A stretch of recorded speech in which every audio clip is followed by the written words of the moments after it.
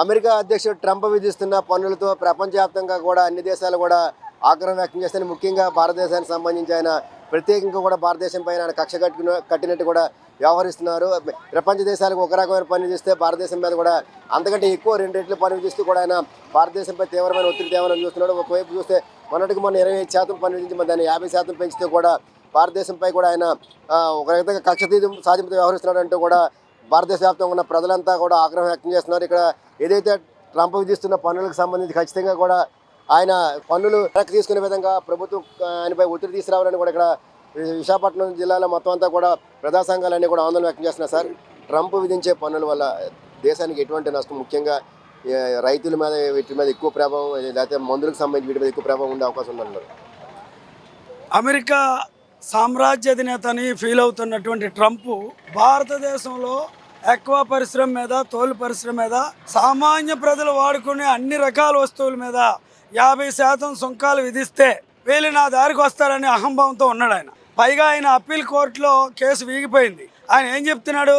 ప్రపంచ శాంతి కోసం ప్రపంచంలో ఉన్న దేశాలన్నీ తన గుప్పట్లో పెట్టుకోవడం అనే ఉద్దేశంతో ఈ సుంకాలు పెంచి అమెరికాకి మంచి రోజులు వచ్చేటట్టు నేను ప్లాన్ చేస్తున్నానని చెప్తున్నది సుప్రీంకోర్టుకి వెళ్ళాడు. సుప్రీంకోర్టులో అతను వాదన పెడుతున్నాడు, తొందరగా ఇది పరిష్కరించండి అని. అతని వాదన హిట్లర్లా ఉంది. హిట్లర్ కూడా సంకనాకి పోయాడు ఈ దేశంలో, ప్రపంచంలో నేను గుప్పిట్లో పెట్టుకుంటాను. అలాగే ఇతను కూడా కుప్ప కూలిపోక తప్పదు. అమెరికన్ సామ్రాజ్యవాదులు నీకు ముందు చాలా మంది అధ్యక్షులుగా పోటీ చేశారు, పనిచేశారు. భారతదేశంతో శాంతి స్నేహ సంబంధాలు మెయింటైన్ చేస్తేనే నీకు బ్రతుకుంటుంది. రష్యా, చైనా, భారత్ ఒకటి అయిపోయారు. వీళ్ళు దుర్మార్గులు. నీకన్నా దుర్మార్గుడు ఈ ప్రపంచంలో ఎవడూ లేడు. రష్యా, భారత్ అలాగే చైనా కలిసి ఉంటే నీ ఆటలు ఏం సాగవు. ట్రంప్ ఖచ్చితంగా దీంట్లో మన లోపం ఉంది. మన ప్రధానమంత్రి నరేంద్ర మోడీ గారు 56 ఇంచీలు విశాలమైన చాతున్నారు ఆయన.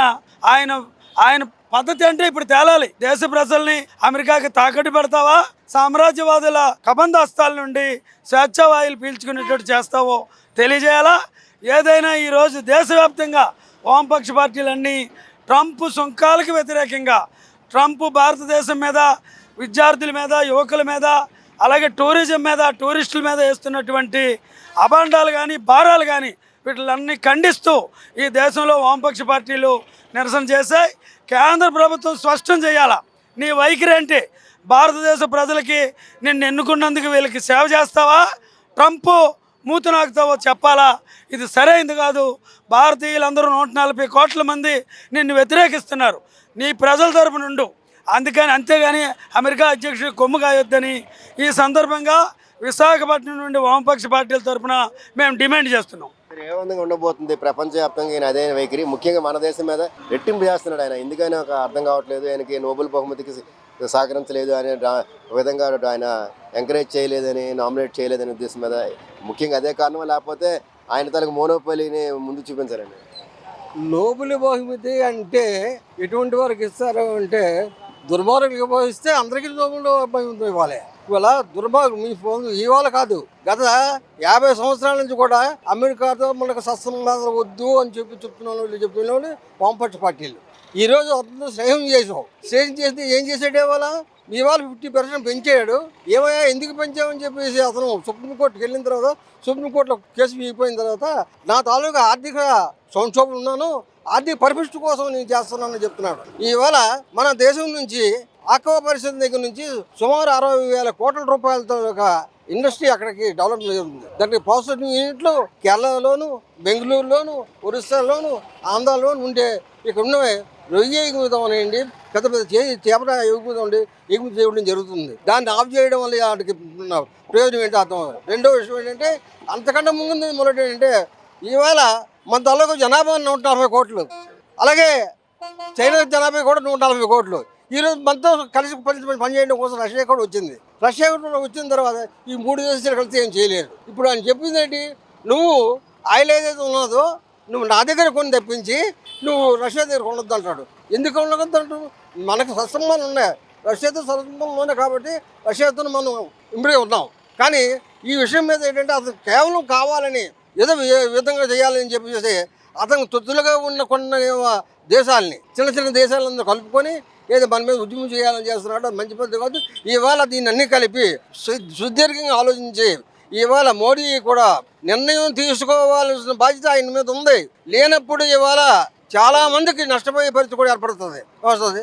దాన్ని బట్టి చేయాలని చెప్పేసి మా వామపక్ష పార్టీలో మేము అందరూ కోరుతున్నాం. ఏదైతే మోదీ విధిస్తున్న సుంకాల సమితి ఖచ్చితంగా భారతదేశం ఒత్తిడి తీసుకురావాలని కూడా ప్రజా సంఘాలను కూడా ఆగ్రహం వ్యక్తం చేస్తున్నాయి. మేడం, ఈ ప్రపంచంలో ఇంతవరకు అమెరికా అధ్యక్షులు ఎంత దారుణంగా వ్యవహరించిన అధ్యక్షులు ఎవరూ లేరు. ఈ విధంగా చేయడం వల్ల భారతదేశంలో అనేక ఉత్పత్తుల మీద ప్రభావం చూపిస్తుంది. రానున్న రోజులు ఈయన ఇంకా పెంచుతానంటున్నాడు. ఏ విధంగా ఉండబోతుంది? మన మోడీ మాట్లాడకపోతే ఇంకా పెంచుతాడు. మనం ఎర్రోళ్ళమైతే మన నెత్తి మీద వచ్చి కూర్చుంటాడు. మోడీ మాట్లాడాలి. భారతదేశ ప్రయోజనాలను ఎందుకు పణంగా పెడుతున్నారు? మీరు గతంలో ఆయనకు సపోర్ట్ ఇచ్చారు కదా. అబ్ కీ బార్ ట్రంప్ సర్కార్ అని అమెరికా వెళ్ళి ప్రచారం చేశారు, భారతదేశంలో ప్రచారం చేశారు. మీ పార్టీ కార్యకర్తలు అందరూ హోమాలు చేశారు, విగ్రహాలు కట్టారు. మరి ఇప్పుడు మీ ఫ్రెండ్షిప్ అంతా ఏమైంది? మన ఎగుమతుల మీద 50% టారిఫ్ విధిస్తే మోడీ గారు ఎందుకు మాట్లాడట్లేదు? ఇది మొదటి ప్రశ్న. గతంలో మన్మోహన్ సింగ్ మౌనముని భారతదేశ ప్రయోజనాలని తాకట్టు పెట్టేశాడు అన్నారు. ఇప్పుడు మీరెందుకు నోరిప్పట్లేదు? నోటికి ప్లాస్టర్ అంటించుకున్నారా? ట్రంప్ భయపెడుతున్నారా మిమ్మల్ని? ట్రంప్ ఆల్రెడీ మిమ్మల్ని దేశ ప్రజల ముందు అవమానించారు. భారతదేశానికి పాకిస్తాన్కి జరిగిన యుద్ధంలో నేను ఆపాను అంటే మీరు ఎంతవరకు నోరిప్పలేదు. మన దేశ ప్రయోజనాలని పణంగా పెట్టారు. పక్కన పాకిస్తాన్ మీద 19% టారిఫ్, మన మీద 50% టారిఫ్. మోడీ మాట్లాడరు. పోనీ ఆ రష్యా నుండి చౌకగా దిగుమతి చేసుకుంటున్నాం కదా ఆయిల్. ఆ ఆయిల్ వల్ల భారతదేశంలో పెట్రోల్ రేట్లు తగ్గాయా? డీజిల్ రేట్లు తగ్గాయా? ఎవరికి వెళ్తుందో ఆయిల్? జామ్నగర్ అంబానీ రిఫైనరీకి వెళ్తుంది. ఆ రష్యా వాడు ఒక కంపెనీ పెట్టాడు నయారా, వాళ్ళ రిఫైనరీకి వెళ్తుంది. వాళ్ళకి విపరీతంగా లాభాలు వస్తే విండ్ ఫాల్ ప్రాఫిట్ కూడా రద్దు చేశారు. విపరీతంగా లాభాలు వచ్చిందని విండ్ ఫాల్ ప్రాఫిట్ అని అంటారు. దాన్ని విపరీతంగా రద్దు చేశారు. ఈ ట్రంప్ సుంకాల వల్ల మన దేశంలో వస్త్ర పరిశ్రమ దెబ్బతింటోంది, ఆక్వా దెబ్బతింటోంది, తర్వాత తోలు పరిశ్రమ దెబ్బతింటుంది, వ్యవసాయ ఉత్పత్తులు దెబ్బతింటున్నాయి. ఇన్ని లక్షల మందికి ఉపాధి పోతే ఏం మాట్లాడట్లేదు.